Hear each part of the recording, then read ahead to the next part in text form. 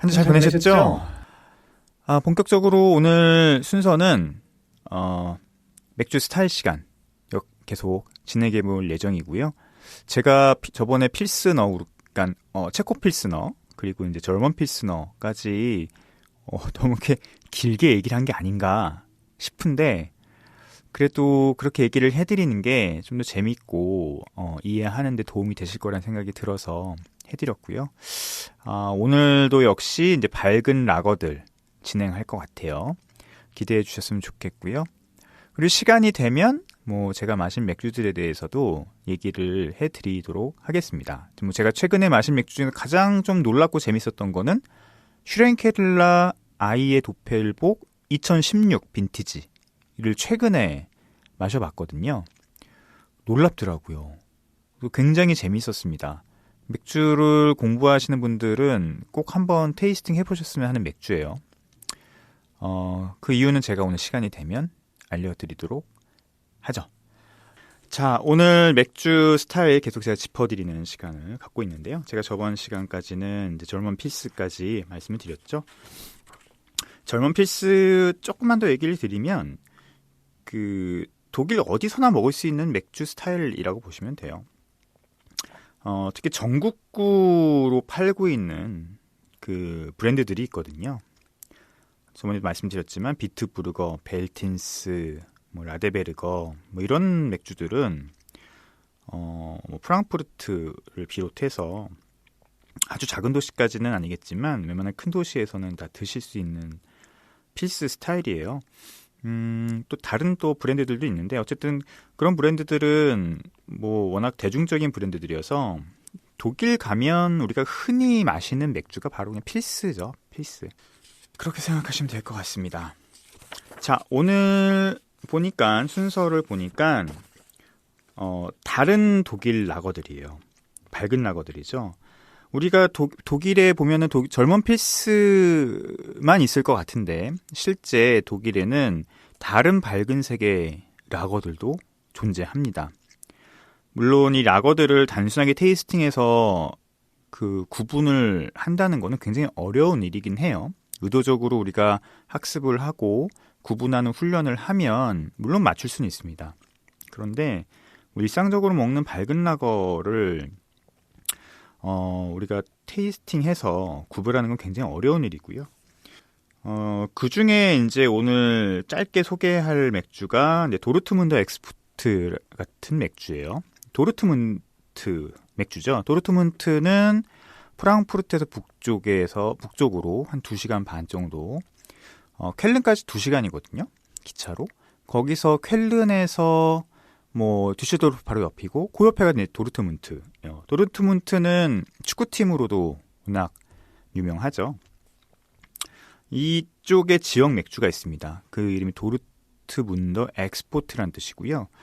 엑스포트란 말이 맥주에 붙으면 예전에 수출을 했다라는 뜻이에요. 그러니까 지금처럼 한국에서 영국으로 수출하고 이런 게 아니고 그러니까 자기 지역에서 벗어나는 거를 의미를 해요. 지역에서만 먹었던 맥주가 아니고 지역에서 다른 지역, 다른 독일이라도 다른 지역으로 팔았던 맥주를 의미합니다. 그래서 엑스포트, 다른 지역으로 맥주를 수출하기 위해서는 알코올 도수가 조금 높았어야 돼요.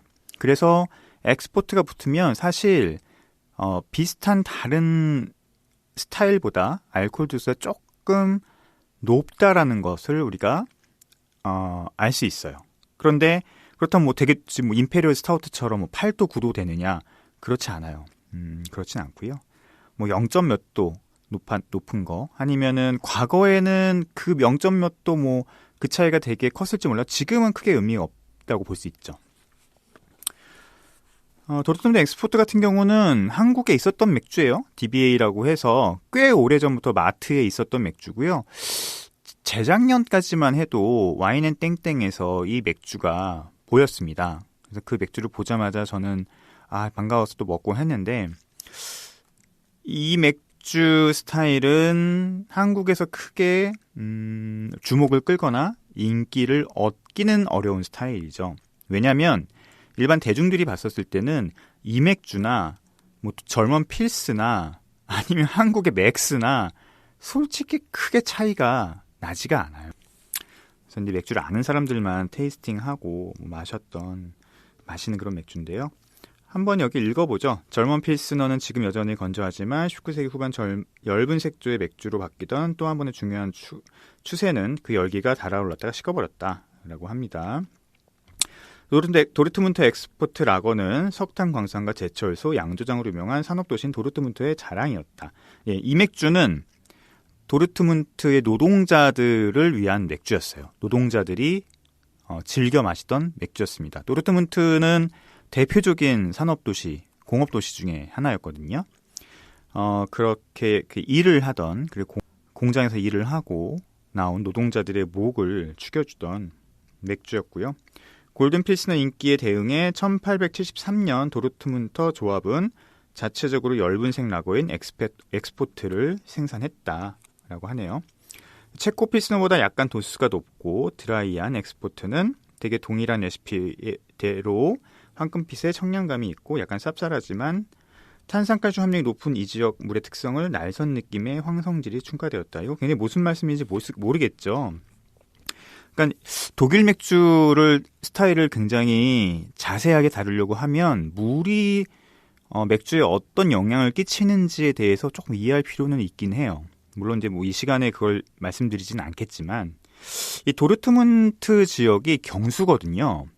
근데 경수면 일반적으로 어두운 색 맥주들이 나옵니다.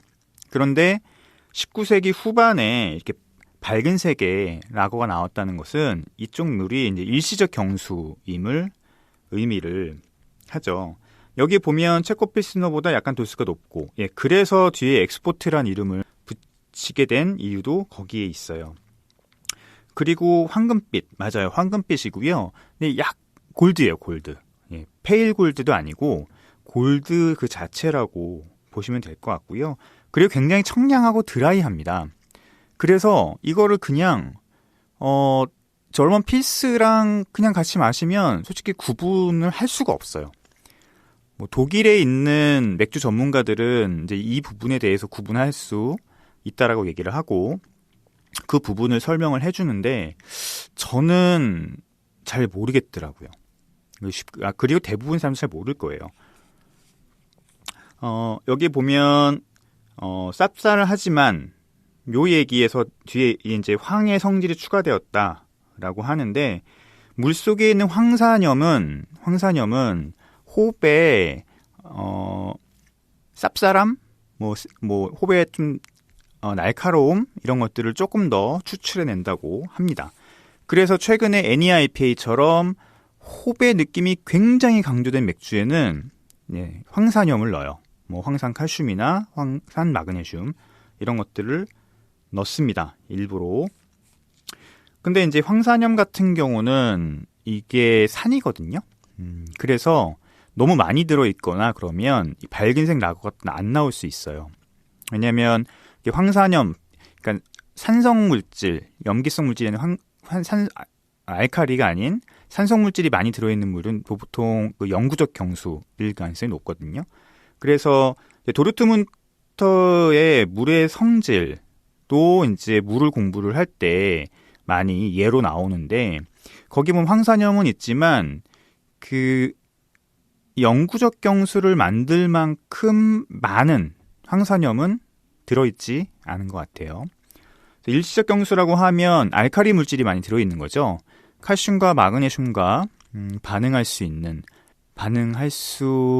그런 알칼리 물질이 들어있고요. 알칼리 물질이라고 하면은 이제 HCO3 중탄산염을 얘기를 합니다. 보통 중탄산염 같은 경우는 칼슘과 마그네슘과 합쳐지면서 전체적인 알칼리가 그러니까 물의 알칼리성이 떨어지게 되죠. 그래서 이제 밝은 라거를 만들 수 있게 되는 거거든요. 이렇게 말씀드리니까 잘 모르겠죠? 괜히 한 것 같다, 물 얘기는. 나중에 물 얘기 한번 제가 시간 잡아서 해드리도록 할게요.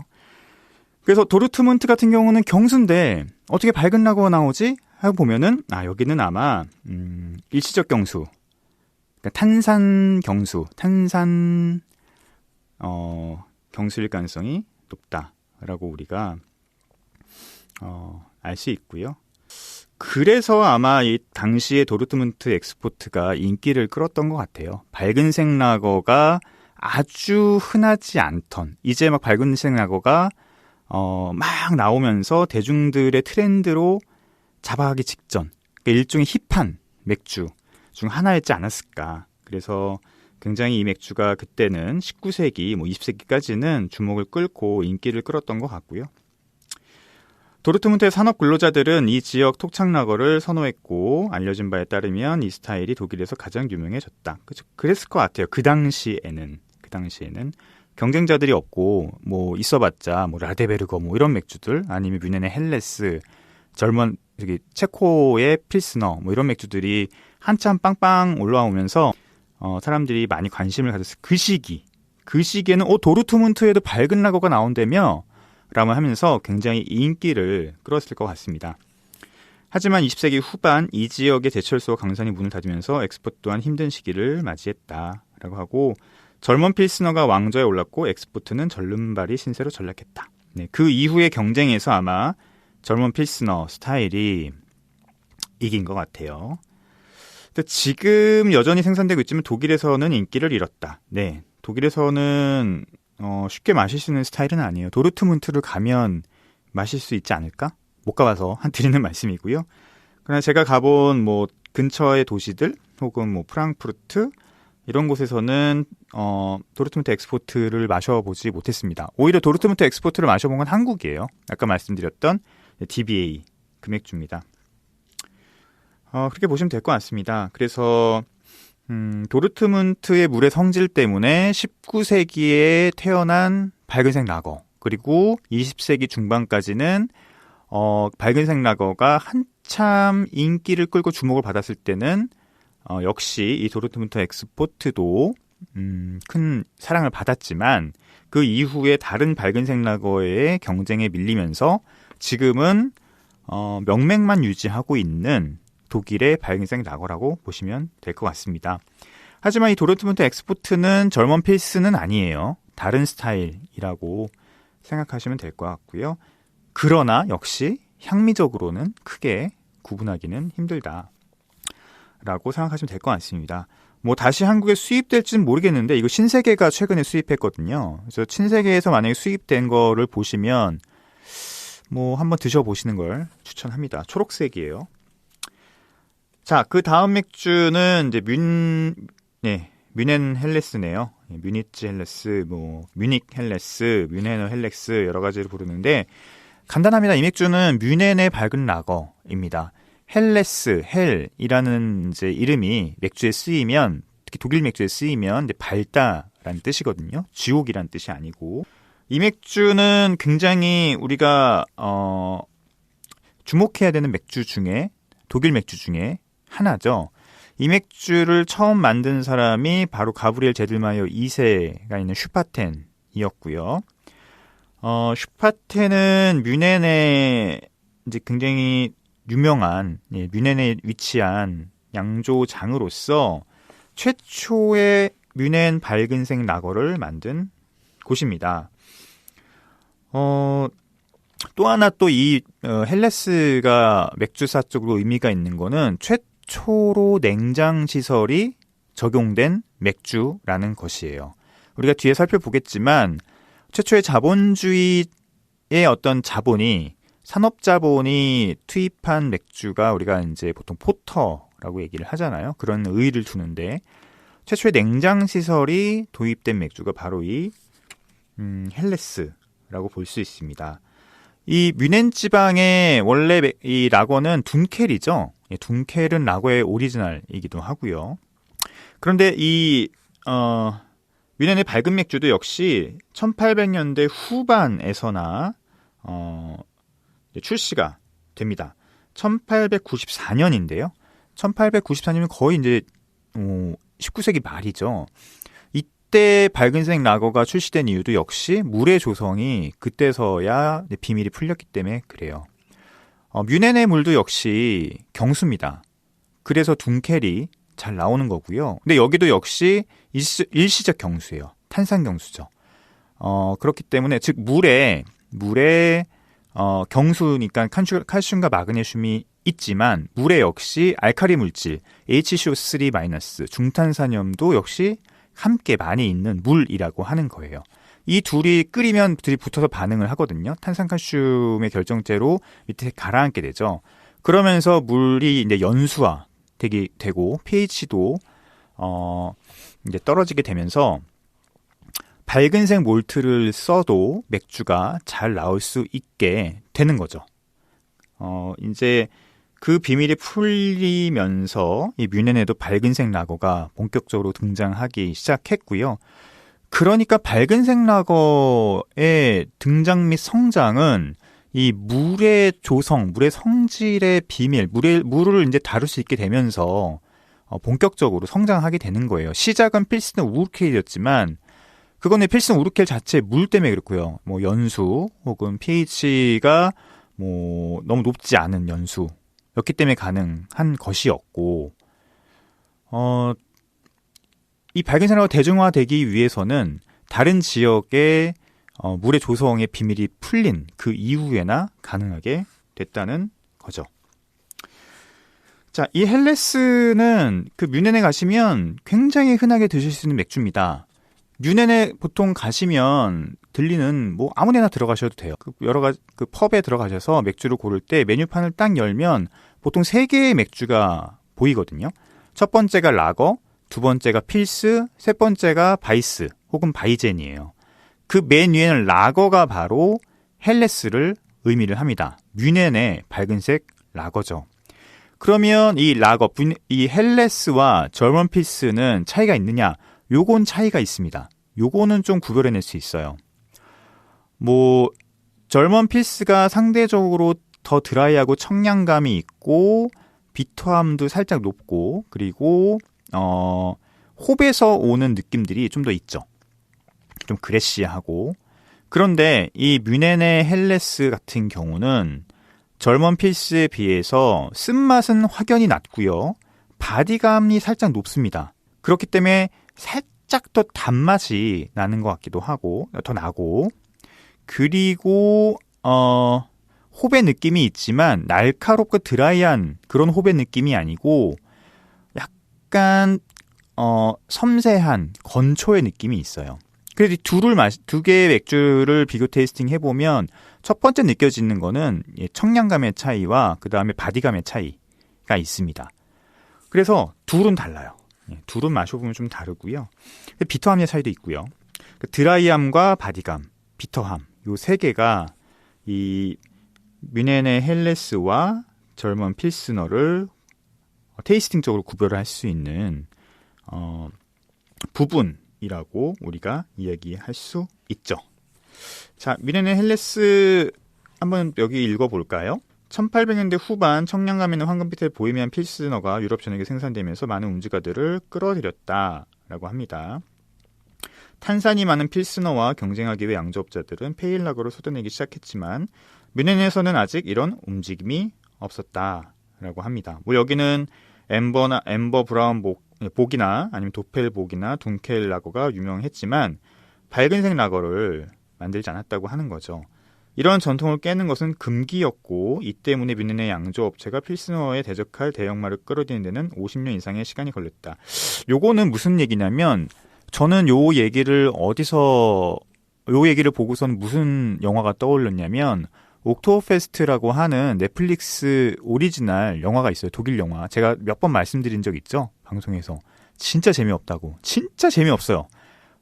그런데 그 시리즈를 끝까지 본 이유는 맥주가 주인공이 때문입니다.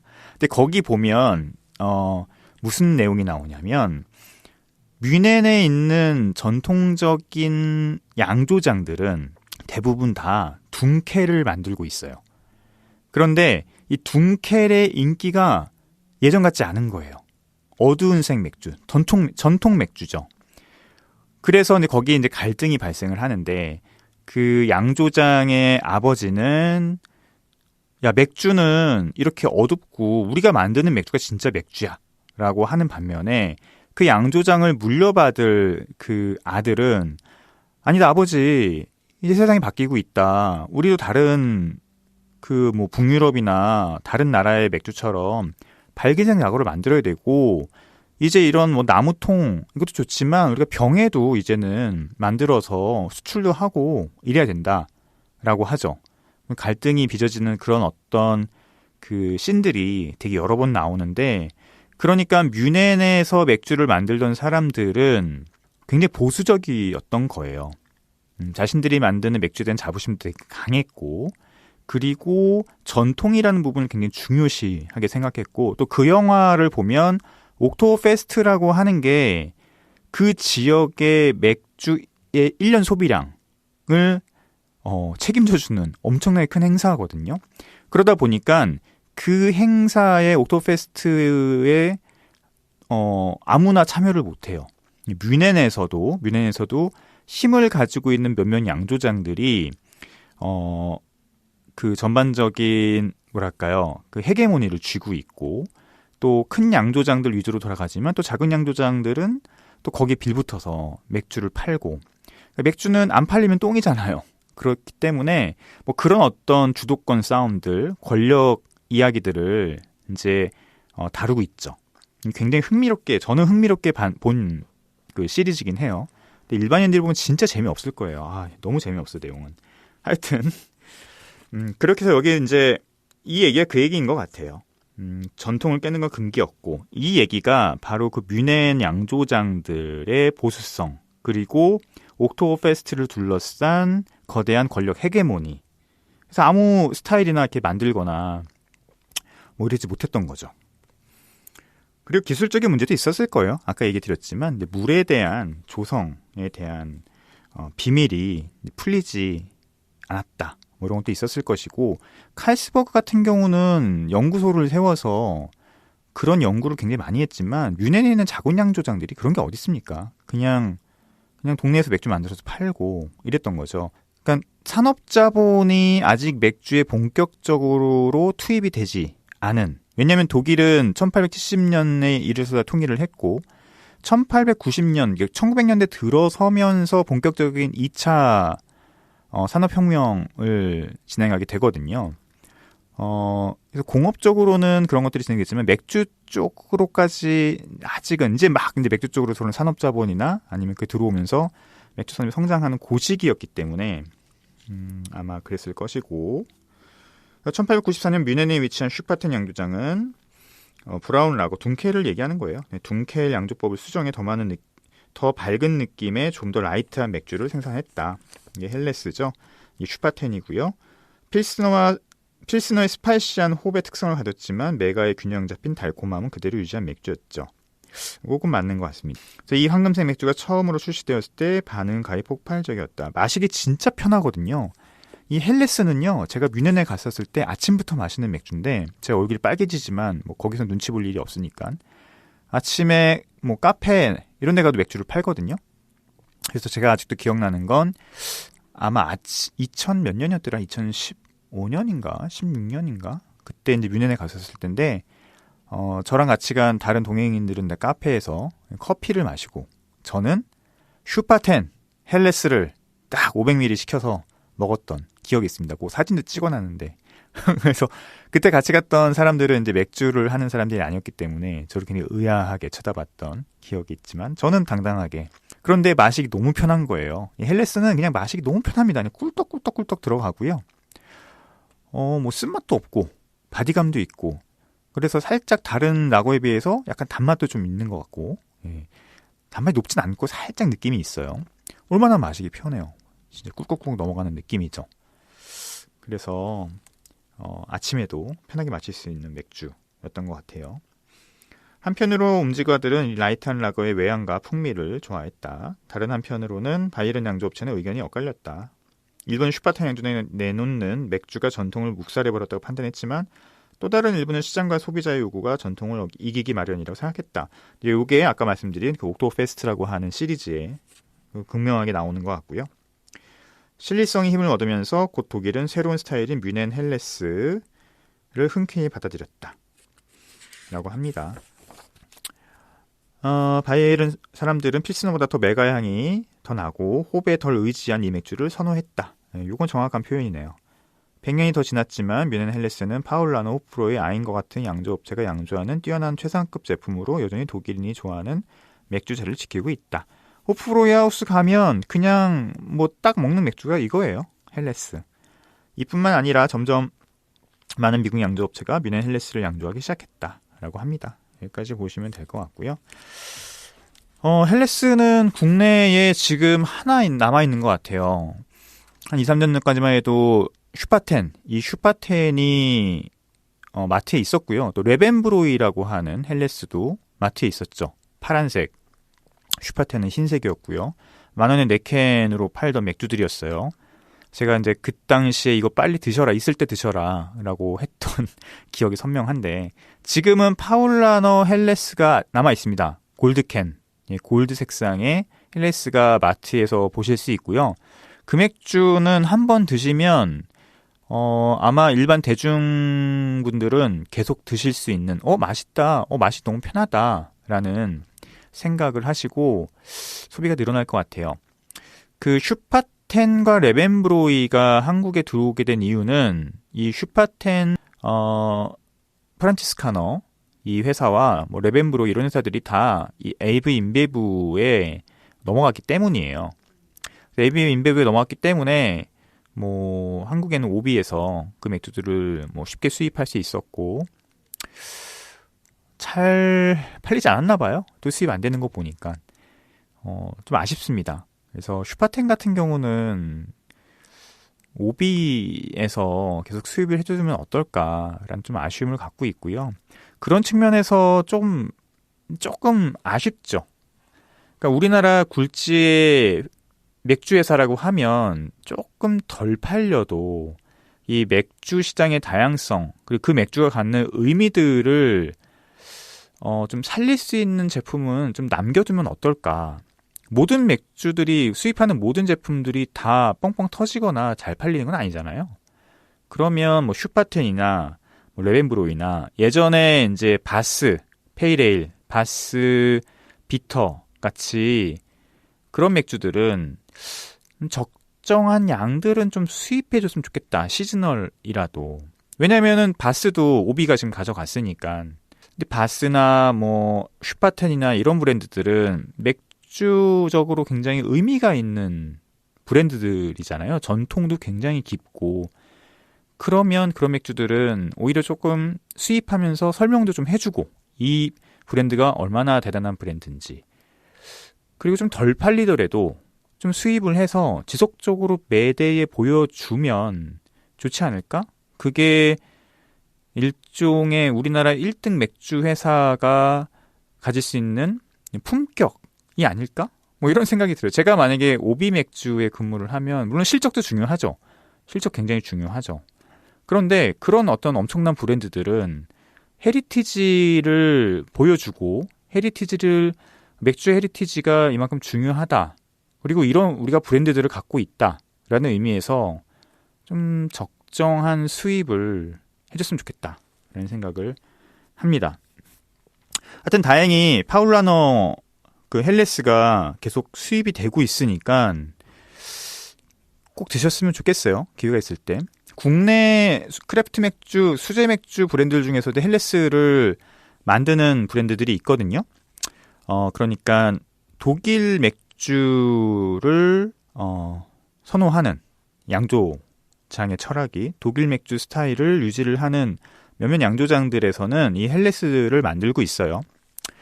뭐 헬레스가 만들기 아주 어려운 맥주는 아닌 것 같기 때문에 만들고 있고, 그리고 막상 헬레스 같은 맥주를 판매를 하면 또 매출이 높은 건 사실입니다. 대중들이 싫어할 이유가 없거든요, 이 맥주를. 그래서 만약에 파울론 헬레스가 아닌 다른 헬레스를 국내 수제 맥주 양조장에서 접할 수 있으시다고 하면 그것도 역시 즐겨주셨으면 좋겠어요. 뭐 요즘 유명한 데가 어디죠? 뭐 툰브로이 같은 곳이죠. 예, 툰브로이 같은 곳, 진짜 독일인이 하는 양조장 부산에서 이런 곳의 헬레스들은 마셔볼만 하고요. 전통적으로 이제 앰비션이라고 하는 양조장에서도 헬레스를 꾸준히 만들어 왔죠. 그래서 헬레스를 드셨으면 좋겠습니다. 기회가 되실 때. 시간이 다 됐네요. 시간이 거의 다 됐고요. 다음 맥주가 이제 마이복하고 미국의 아메리칸 라거, 그 다음에 크림에일, 캘리포니아 커먼 뭐 이런 맥주들이 있는데요. 켈슈도 있고요. 뭐 제가 아는 범위 내에서 계속 설명을 해드리도록 하겠습니다. 마지막으로 여기 오리지널 미네는 헬리라고 해서 파울라나 양조장에 있는 헬레스를 소개를 하고 있네요. 4.9도고요. 뭐 톡 쏘는 아름다운 외향의 황금빛 라거, 빵의 향이 매혹적이고요. 건초의 내음이 살짝 정확해요 이거. 예, 그런 건초의 느낌이 납니다. 호배 느낌, 빵의 느낌도 살짝 있어요. 흰빵의 느낌 맞습니다. 이 정확한 표현이네요. 이렇게 정리하면 될 것 같습니다. 다음 시간에는 마신 맥주에 대한 얘기를 못 해드렸네요. 아쉽다. 그럼 시간이 한 4분 남았으니까 고맥주 얘기를 해드리고 오늘 시간을 정리하도록 하죠. 최근에 마신 슈렌케를라 아이의 도펠복은요. 도펠복이에요. 슈렌케를라 훈연 맥주 도펠복이고 아이에는 오크나무를 의미합니다. 그러니까 오크나무를 태운 메가로 만든 훈연 맥주를 의미하는데 이미 도펠복이기 때문에 8도 정도 되거든요. 제가 꽤 오래전부터 마셔왔고 나름 숙성해서 마셔본 적도 있는데 최근에 이 빈티지 슈렌케를라가 나왔어요. 2016년, 2015년 빈티지가 나왔고요. 이 빈티지는 병 숙성을 지하 동굴에서 한 거예요. 양조자가. 그러니까 일반적으로 저희 같은 냉장고에서 이런 허접하게 숙성한 게 아니고 진짜 밤베르크에는 지하 동굴에서 6년 넘게 병째 숙성한 맥주입니다. 저는 병 숙성이 6년 정도 지나면은 향들이 굉장히 밋밋해질 거라고 생각을 했거든요. 그래서 솔직히 아주 큰 기대를 하지 않고 테이스팅을 해봤는데 놀랍습니다. 와, 향이 여전히 날카롭게 살아있고요. 오히려 약간 우리나라 사람들이 그 훈제향, 소세지 같은 훈제향이어서 약간 기피하 있었던 향이 나무향과 오크향과 같이 나서 굉장히 흥미롭게 테이스팅을 했던 맥주예요. 지금 슈렌케를라의 아이의 도펠복하고 우어복이 빈티지가 들어왔거든요. 제가 어저께 우어복 빈티지도 2016년 하는 병을 얻었는데 그것도 좀 테이스팅을 해볼 예정이고요. 기회가 되면 그 아이의 도펠복 올해 나온 버전하고 그 다음에 빈티지 버전하고 비교 테이스팅을 한번 해보는 것도 굉장히 중요하고 재밌을 것 같습니다. 숙성이라고 하는 게 그냥 해서 되는 건 아니라는 거. 그러니까 저처럼 냉장고나 아니면 그늘에서 그냥 몇 년 동안 숙성한다고 해서 그게 제대로 된 숙성은 또 아니라는 것들을 이번에 제대로 느꼈고요.